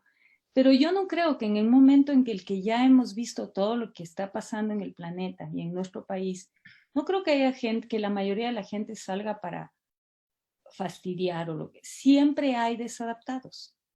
Ahora, Tatiana, ahí me provoca ahí una pregunta y no sé si ustedes la habrán hecho en el trabajo que han realizado. Hoy se habla de la necesidad casi que imperiosa de que el país, los diferentes cantones en la patria, vuelvan a las actividades productivas, ¿no? Escuchábamos, esta mañana estaba leyendo incluso estaba escuchando, porque fue con un pequeño video, en un tuit que puso Bernardo Abad, donde solicitaba al burgomaestre de Quito que de la manera más rápida se retomen las actividades en Quito por la cantidad de dinero que se viene perdiendo. Bueno, pero también, perdón que te interrumpa, no te olvides que el propio presidente de la República aparece hace pocos días en una cadena a pedirles a los alcaldes sin diálogo previo que abran a la economía, ¿no? Claro, sí, pero digamos, no le dijo mañana, ¿no? O sea, les dijo, abran a la economía y les puso este semáforo donde les da la responsabilidad a ellos de establecer cuál es el color que tiene el cantón para que de forma progresiva puedan irse abriendo. Pero mi pregunta va orientada si ustedes hicieron esta consulta en que si es oportuno o no, si creen que todavía falta un poco más de tiempo para tener un poco más de control, que las medidas deben ya como digamos, liberarse. Ya hemos visto que hay pronunciamientos respecto a la apertura de los aeropuertos, hemos visto que se están comenzando a tomar decisiones, y más que decisiones, anuncios que abrirían ciertos sectores. ¿Esto se ha consultado? Específicamente así no. Esperamos poder hacer otros ejercicios y seguir yendo quizás a la velocidad de la adrenalina de esto, ¿no? Pero sí hay una preocupación de la gente, y es que el 63% en Quito y el 72% en Guayaquil cree que es probable que se contagie. Y eso sí te da cuenta de que todavía hay temor, hay mucho temor. Eso como percepción de la gente. Ahora, hay que preguntarse seriamente si es que estas presiones por abrir la economía, que es absolutamente necesario. Estamos viendo que el siguiente paso de la crisis es el económico, ya lo sabemos, ya no podemos dormir por eso, ¿no es cierto? Pero realmente estamos listos para salir y ir tomando ese tipo de medidas y de decisiones y aperturas. ¿Por qué? Porque yo digo esto como consultora que me toca trabajar en estos temas, pero también como ciudadana, como mamá, como hija, ¿no? Como hermana. Yo siento como ciudadana ecuatoriana que este país no ha manejado la situación adecuadamente. No tenemos cifras, no tenemos planificación, no nos han dicho en qué fases han dividido esto, no hay una estrategia. Por lo menos yo no la he visto como ciudadana, y siento que no, que pasa lo mismo en otras personas. Entonces, una pregunta, si tú me dices, termina, por favor.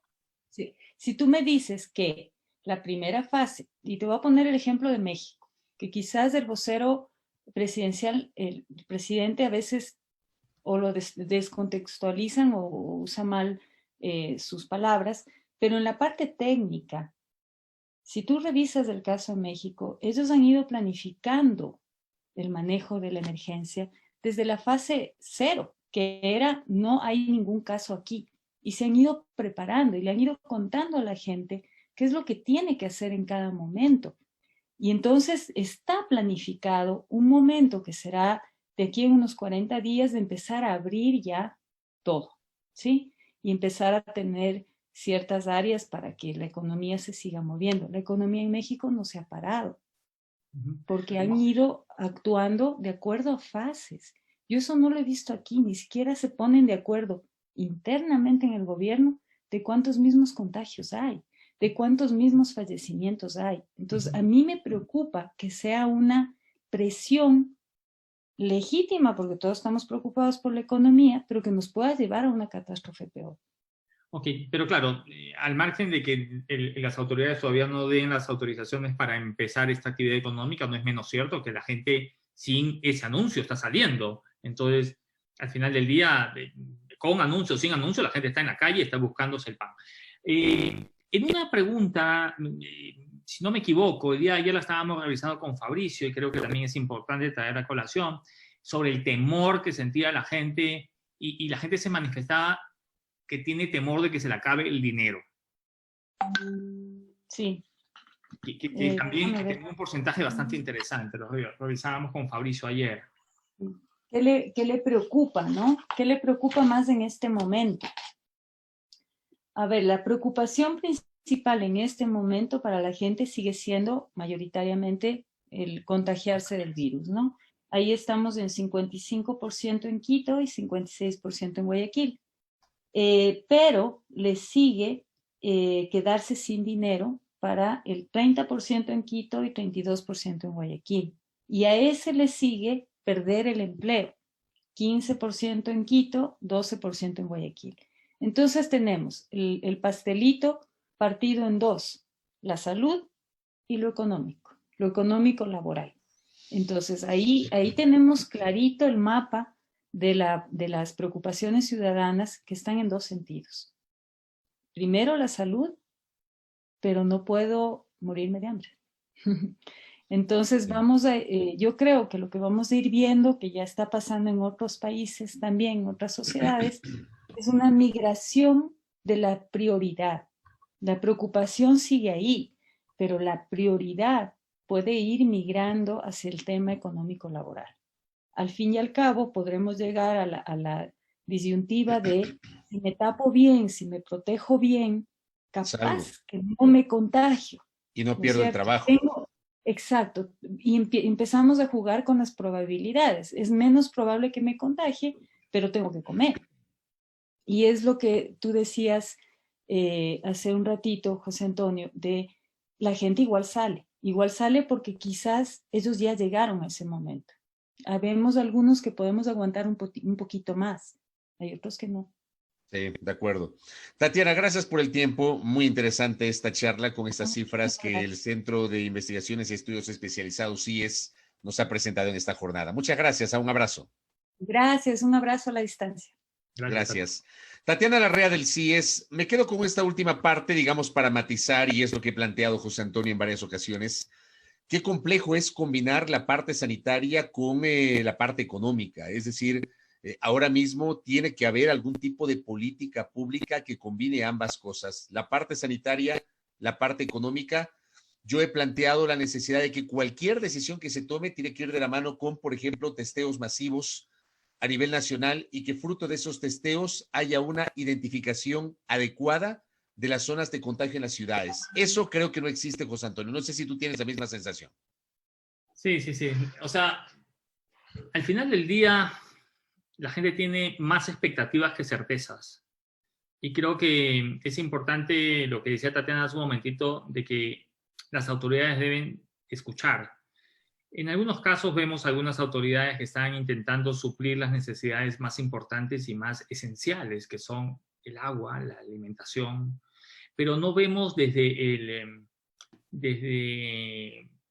la parte económica, por ejemplo, que se estén tomando decisiones respecto a temas importantes en pagos de energía, en pagos de agua, en pagos de teléfono, y no solamente en el diferimiento, Fabri, ¿no? No solamente en el diferimiento. Yo creo que al final del día hay grandes ejemplos a nivel mundial donde los estados han dicho, ¿saben qué? Durante 6 meses no se les va a cobrar la luz o no se les va a cobrar el internet, ¿no? Cosas tan elementales como esas que llegando a acuerdos con la empresa privada se podía dar. Es decir, tú puedes decir durante 6 meses no lo hagas y yo te voy a hacer una rebaja en el impuesto a la renta. No sé, siempre hay mecanismos. Pero al final del día siento que, digamos, más sobre todo con este par de proyectos enviados a la Asamblea, donde es evidente que obviamente esta factura la va a pagar la gente, la que gane un poquito más o la que gane un poquito menos, pero al final la va a terminar pagando la gente. No vemos del otro lado, más allá de algunos anuncios por ahí, que se tome una decisión que suene a un ahorro real. A un ahorro real. Cuando tú dices, y voy a volver a poner el ejemplo de la energía. La gente está pasando mucho en su casa, seguramente está consumiendo más energía, no está percibiendo un ingreso, sobre todo aquellas personas que no tienen una relación de dependencia formal o que teniéndola la acaban de perder en medio de esta cuarentena. Hemos visto grandes anuncios de empresas importantes que han empezado a despedir gente porque están entre, no quebramos todo y se van los 300 o se van 150. Claro que sí, claro que sí. Es complejo.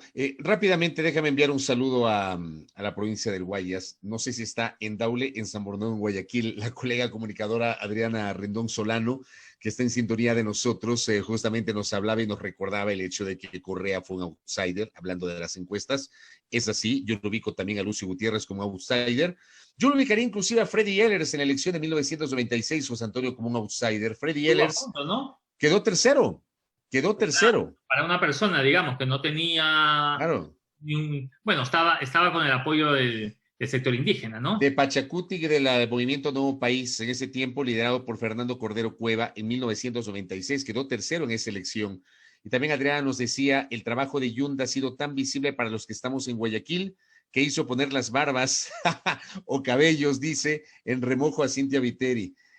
A propósito, digamos, de esta visión que tenemos sobre el rol que han tenido los alcaldes de las dos ciudades más grandes del país, de Quito, Jorge Yunda, de Guayaquil, Cintia Viteri. Rápidamente, déjame abordar también el tema de la asamblea, José Antonio, porque hay novedades. Solo para cerrar lo que decías, hay que ser absolutamente justos en decir que cada uno tiene un estilo.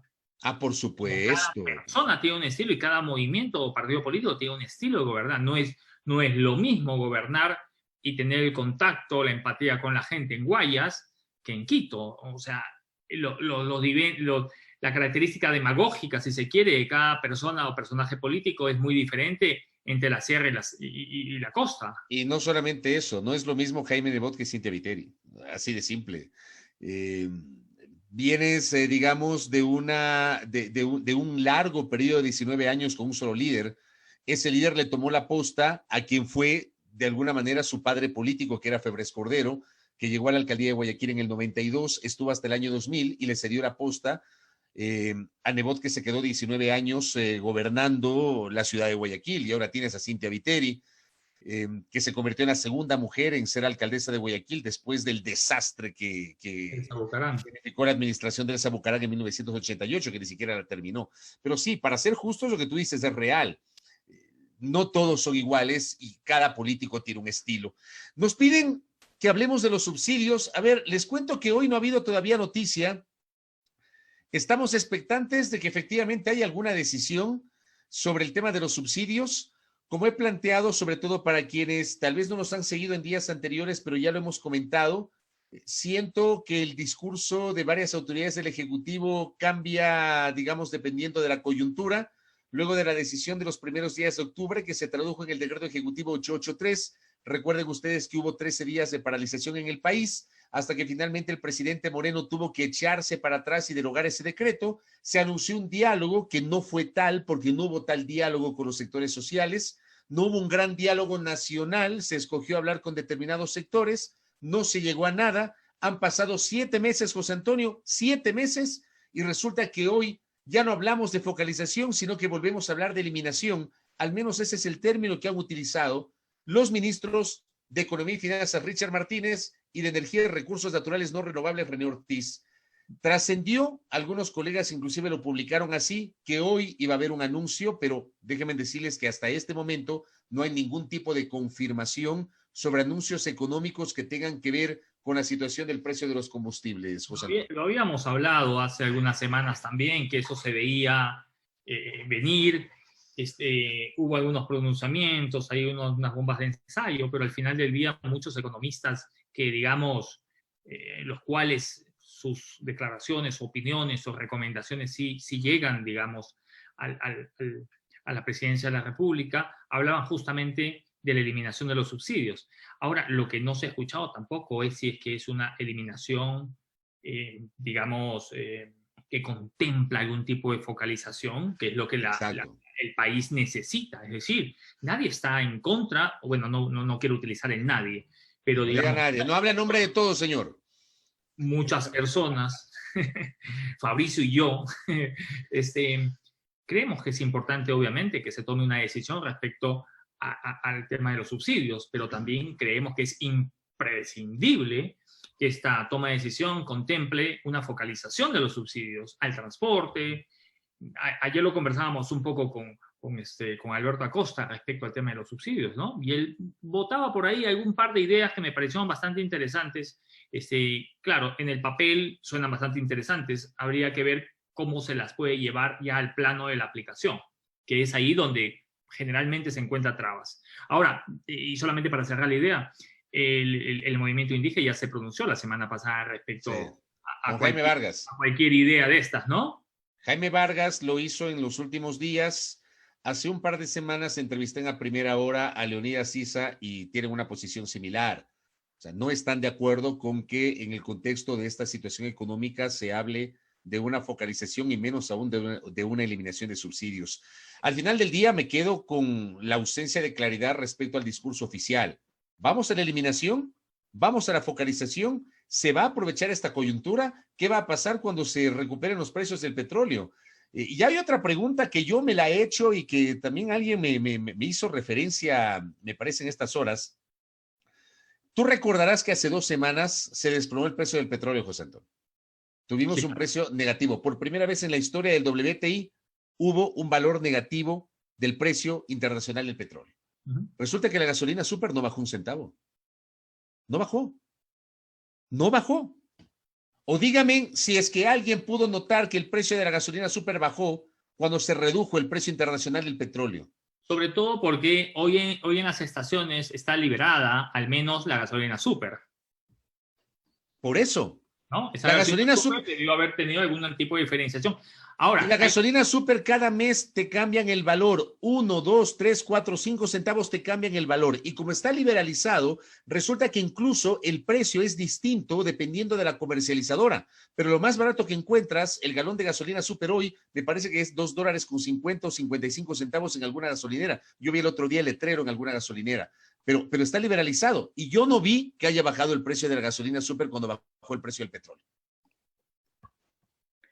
Sí, yo tampoco he visto. O sea, primero voy a ver chanchos volando, creo, antes de ver en una estación de servicio de gasolinas que baje, al menos sustancialmente, porque yo te puedo subir 5 y a los 3 días te bajo 2, al final te subí 3, ¿entiendes? O sea, es bastante cuestionable. Pero en todo caso, hay que estar atentos, ¿no? a esa decisión, que yo creo que se va a dar, ¿ah? O sea, si te lo puedo yo también creo que se va a dar. Yo también creo que se va a dar, pero... Te lo firmo, Fabri, te lo firmo este rato yo. ¿Qué eres, Roger Federer, Rafael Nadal, que estás firmando en la cámara ESPN? Por Dios, José Antonio. Así. A ver, exactamente así, tal cual así. Oye, ya que hablaste de ver un chancho volar, aquí en el Ecuador utilizamos otro término. Cuidado con lo que vas a decir, ¿ah? Aquí en el Ecuador no utilizamos el chancho, hablamos de la cémila, no, hablamos del burro. Hablamos del burro. Aquí es un término muy popular, que primero veo un burro volar, es un término muy popular, con todo respeto para los internautas. A ver, hablemos de lo que pasa en la política, no quiero perder la oportunidad de hablar porque hoy ha sido un día complejo en términos políticos para la Asamblea Nacional. A ver, el Ejecutivo envió 2 proyectos de urgencia en materia económica el 16 de abril. El proyecto de ley de ordenamiento de las finanzas públicas y el proyecto de ley de apoyo humanitario para enfrentar la emergencia provocada por el COVID-19. Hemos hablado en todos estos días, un poco poniendo en contexto algunos elementos asociados a los 2 proyectos. Hemos tenido algunas entrevistas. Finalmente, hoy, el proyecto de ordenamiento de las finanzas públicas llegó al segundo debate. Ayer se leyó el informe, dejaron el debate para hoy. Intervinieron 31 legisladores a lo largo de la jornada. Se presentaron 3 mociones de archivo por parte de los asambleístas César Ron, del Partido Social Cristiano, Raúl Tello, del Bloque de Integración Nacional BIN, Raúl Tello pertenece a la provincia amazónica de Pastaza, y Pavel Muñoz, de la Revolución Ciudadana. 3 mociones de archivo. En estricto rigor, si estas 3 organizaciones políticas llegasen a votar juntas, o sea, yo creo que la Revolución Ciudadana va a tener una votación orgánica, Los socialcristianos tendrán una votación orgánica. Dudo que eso ocurra en el BADI, en el BIN, con los 12 votos que tiene el BIN, porque claro, no responden a una sola línea política ideológica, sino que es un bloque que aglutina a legisladores de diversas vertientes políticas e ideológicas. Cada uno tiene un interés seguramente distinto, pero digamos que los tres sectores políticos votan juntos. Estamos hablando de 59 votos. Se requieren 70 en la Asamblea para tomar cualquier decisión. O sea, les faltaría 11 votos si es que llegasen a votar todos juntos, insisto, para aprobar una moción de negar el proyecto y de disponer su archivo. Un escenario similar al que ocurrió con el proyecto de urgencia en materia económica de 400 y pico de artículos que envió el Ejecutivo el año pasado entre octubre y noviembre a la Asamblea Nacional y cuyo trámite fracasó. El tema es, llegado el momento de la verdad, luego de las 31 intervenciones, el asambleísta Daniel Mendoza, ponente de la iniciativa, pide 1 hora para estructurar el documento final, incorporando algunas observaciones y que se pase a votar. Se trasladó la sesión que estaba prevista para hoy a las 3 de la tarde para iniciar el segundo debate de la otra ley, de la ley de apoyo humanitario, se la trasladó para las 5:30. Se cumplió la hora que había pedido Daniel Mendoza y cancelaron la convocatoria de esta tarde y la pasaron para mañana a las 8:30. Es decir, el documento no está listo. He indagado con algunos sectores políticos, hay dificultades para reunir los 70 votos que necesita el gobierno para que les aprueben, pero tampoco hay 70 votos para negar el proyecto. O sea, casi que estamos en un limbo político. Eso sobre la ley de ordenamiento de las finanzas públicas, que es una ley mucho más compleja desde el punto de vista técnico. Sobre la ley de apoyo humanitario, se instaló la sesión hacia las 6 de la tarde, mientras estábamos desarrollando nuestro programa con la entrevista con Tatiana Larrea. Se instala con 137 de 137 presentes, o sea, pocas veces, José Antonio, amigos y amigas, van a ver una sesión de la Asamblea con el quórum total. 137. En la mañana me faltó uno, ¿no? 136. Se Sí. instaló con 137, pocas veces. Ahora están haciéndolo desde la casa, deberían estar siempre a los 137 y no siempre ocurre eso. Se instalan, se constata el quórum, cantan el himno nacional, se procede a la lectura del informe y se suspende la sesión para mañana a las 9:30. O sea, hoy decidieron no iniciar el segundo debate del proyecto de ley de apoyo humanitario. Se va a instalar mañana a las 9:30. En resumen, 8:30 está previsto que el ponente de la ley de ordenamiento de las finanzas públicas presente el documento final y se pase a votación. Insisto, con estas además 3 mociones de archivo. 9:30 está previsto que se instale la otra sesión para ya comenzar con el segundo debate de la ley de apoyo humanitario. En resumen, José Antonio, y para no marearte a ti y no marear a los internautas, hoy la cosa sigue siendo incierta. No hay claridad sobre los votos. El número mágico son 70, que es la mayoría absoluta de la Asamblea Nacional, la mitad más 1 de la integración de la Asamblea Nacional. Si no hay 70 ni para lo uno ni para lo otro, corre el riesgo de que el sábado concluye el plazo constitucional y si no hay pronunciamiento de la Asamblea, entre los proyectos originales en vigor por el denominado Ministerio de la Ley. Eso que está pasando hoy. No sé si ha sido claro y medianamente didáctico, Flaco. Ha sido un letrado en la exposición. Algo. La pizarrita, ¿no? Yo siempre te he dicho a ti que hay cosas... que hay que graficar. Hay que graficarlas, definitivamente, ¿no? Yo... No sé, hay estilos, como se dice, como decíamos, hay un poquito. Yo mientras estamos hablando, estamos entrevistando, siempre me ven con un marcador de pizarra y es porque mi escritorio es una pizarra, ¿no? Entonces yo voy hablando contigo y voy apuntando cosas y obviamente eso es para que no se me pase absolutamente nada, ¿no? No tengo esa mente privilegiada pues que tienes tú. El otro día nuestro buen amigo Arturo te molestaba, ¿no? Que te habías olvidado del Día de la Madre, pero para acordarte los 2 nombres, los 2 apellidos, cuánto calzan los asambleístas, ahí sí no fallas tú nunca. No. Oye, déjame en la recta final de nuestro espacio, déjame socializar una noticia y voy a citar la fuente que publica esta noticia, que son los colegas y amigos de la fraterna Radio La Calle, este medio de comunicación digital que igualmente está allí con información. Mira tú, juez dicta medidas cautelares en favor del presupuesto universitario y el recorte se suspende temporalmente. Esto publica Radio La Calle.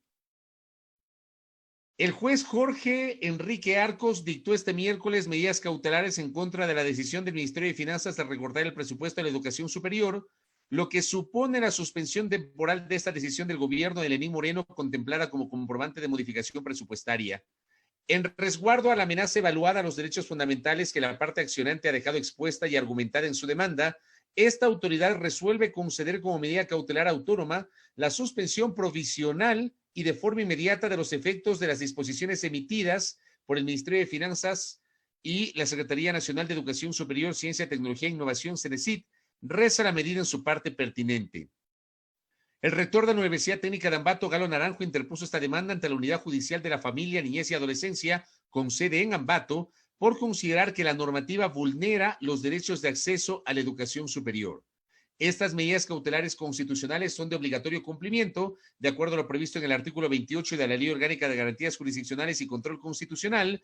Esta decisión no constituye prejuzgamiento sobre la declaración de la violación del derecho constitucional, ni tendrá valor probatorio en el caso de existir una acción por violación de derechos, agrega la sentencia. Esto, insisto, publica Radio La Calle.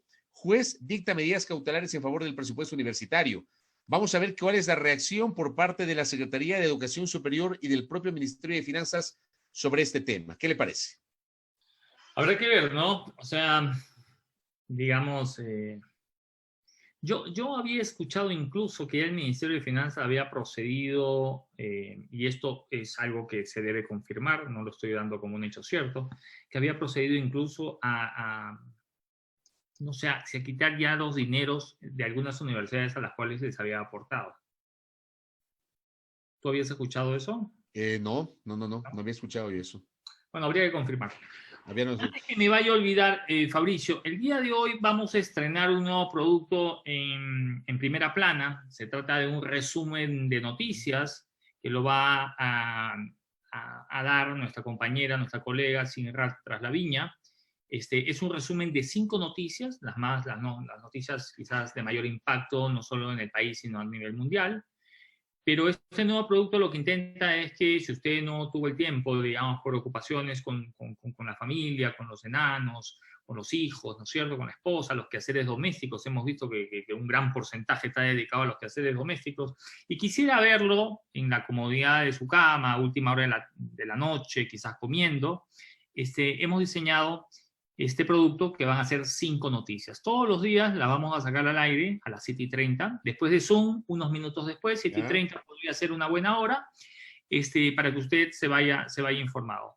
Agradecemos a nuestra colega Sinrat Traslaviña que el día de ayer ya definimos un protocolo y mira tú, de un ejemplo absoluto, pues... Lo cumplió a rajatabla. En tiempos estuvo de una manera muy sincronizada. Nuestro equipo también de edición y de diseño también trabajando como un relojito. Tú que obviamente estás en el tema de la corrección de textos y de la forma del tono del mensaje. Así que nada, una felicitación a todos los que han aportado en este producto y esperemos que sea del agrado de nuestros amigos internautas, que lo compartan, que nos den sus sugerencias para ver cómo lo podemos mejorar, pero el esfuerzo está en que queremos entregarle a ustedes un producto adicional del que ya estamos entregando, como es el noticiero en la mañana, Zoom, nuestras redes sociales que están permanentemente informando sobre todo lo que sucede en el país y el mundo. De acuerdo. Déjame en la recta final mostrar la agenda de mañana. Por favor. Vamos que también es un nuevo producto, ¿no? Es maquillada ahí. ¿Qué le parece la agenda de mañana? Sí, este formato para historia. Ya, este es un formato para historia. A ver, muy temprano en la mañana, en la primera hora por Majestad Radio, dialogaremos con María Augusta Espín. Ella es la vicerrectora académica de la Universidad Central del Ecuador. Mucho para conversar con ella.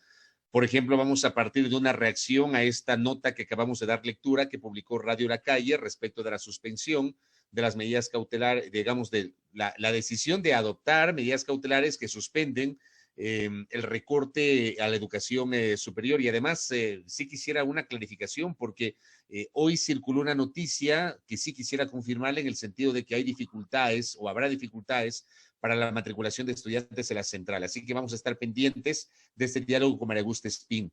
Hablaremos con Mariel Saviteri, exministra de Economía y Finanzas. Va a ser interesante conocer el criterio de Mariel Saviteri sobre el momento económico que vive el Ecuador, el presente y futuro de los proyectos de urgencia en materia económica que han sido presentados por el Ejecutivo y cuya aprobación en la Asamblea está pendiendo de un hilo, y esta intención, que ha sido impulsada por 2 ministros de Estado. Al presidente de la República no le he vuelto a escuchar hablar de este tema, pero sí 2 de sus ministros sobre la posible eliminación de los subsidios. No hablan ya de focalización, sino de eliminación. Hablaremos con Mariel Sabiteri. El líder del movimiento Creo, Guillermo Lasso, también estará con nosotros. Hablaremos sobre la coyuntura nacional. Miren ustedes lo variada de la agenda. Yo sí quiero pedirles que se queden con eso. El hecho de que procuramos justamente tener una agenda muy plural, muy diversa, escuchando a diversas voces. No todos los invitados, como no todos los periodistas, somos monedita de oro para quedar bien a todo el mundo, pero ahí estamos, ¿no? Para escuchar las diversas voces, y eso nos permite generar debate público. Hablaremos con Guillermo Lasso sobre la coyuntura política, la coyuntura económica del país, con el líder de Creo. Y finalmente dialogaremos con la jurista María Dolores Miño. Ella dirige el Observatorio de Derechos y Justicia, que también ha expresado públicamente algunas preocupaciones respecto de ciertas cositas no tan regulares que se han detectado en los últimos días sobre la forma como se difundió la sentencia del caso Sobornos 2012-2016. ¿Le gusta la agenda, Flaco? Perfecta, bastante. Espero que le guste, ¿ah? Yo me ausenté un momentito porque iba a ver si tengo 2 extinguidores para mandarle a usted uno mañana. ¿Por qué? Esta agenda está va a sacar chispa, pues. O sea, con esa Viteri, digamos, eso va a ser candela. Claro. Yo creo que vamos a tener una muy buena agenda el día de mañana con nuestros invitados, y miren ustedes, gente que está en las antípodas políticas e ideológicas. Nada más por el día de hoy, querido Flaco. Que tengas una buena noche, ¿eh? Nos vemos, agradeciendo sobre todo a la gente que nos ha honrado con su sintonía, y ya lo saben, 7:30 lanzamos un nuevo producto. Espero que sea de su agrado. Nos vemos. Claro que sí. Los espero mañana, 6 horas, en la primera hora por Majestad Radio. Muchas gracias, como siempre, en la sintonía, pues, de los amigos internautas y también los oyentes, los televidentes de Majestad Televisión en Santo Domingo. 17:30 en esta jornada de jueves. Suma el día con José Antonio Sánchez y quien les habla, Fabricio Vela. Abrazos, disfruten de esta jornada, lo que resta de este miércoles. Con nosotros, Dios mediante, será hasta mañana. Chao, chao.